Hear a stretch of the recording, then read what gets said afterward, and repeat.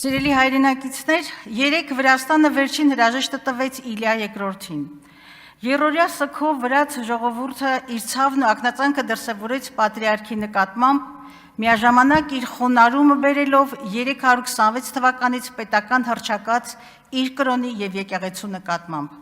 Սա նաեւ գնահատական էր վրաց ինքնության պահպանման գործում եկեղեցու ունեցած անուրանալի դերին, նաև հանգրվան վերաիմաստավորելու ազգային համախմբումի կարևորությունը։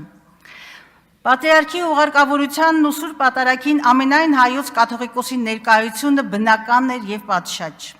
բայց քաղաքական եւ պարզ մարդկային խոհեմության փոխարեն հայ իշխանությունները հերթական անգամ ընտրեցին անթույլատրելին, մեր օրերի տարեգրության մեջ արձանագրելով նվաստացման եւ ամոթի եւս մեկ էջ։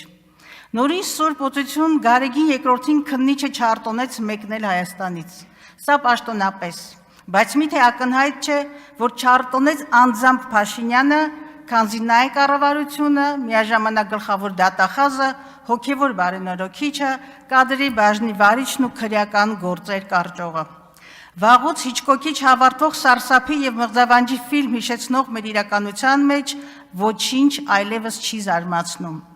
Եվ այնուամենայնիվ չեմ կարող ցավով եւ ամոթով չարձանագրել, որ այս կամայական եւ ապօրինի որոշումը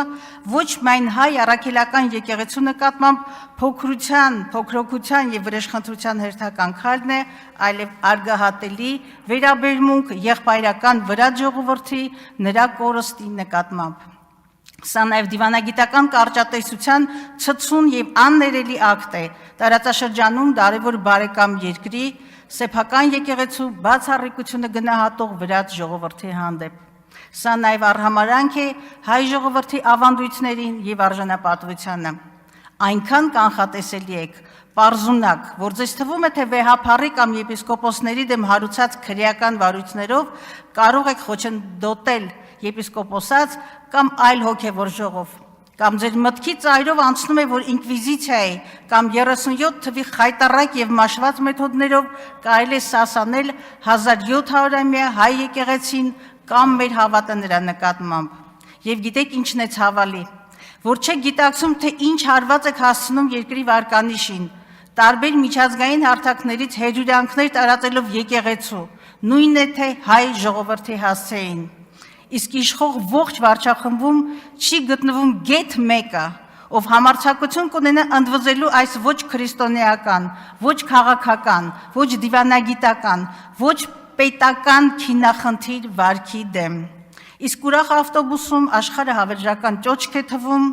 բայց փորձեք ընկալել դրանից դուրս գտնվող իրողություններն ու աշխարհը, ուր ոչ մի ներողություն կամ ծնկաչոք աղոթք չի ջնջի ձեր մեղքերը։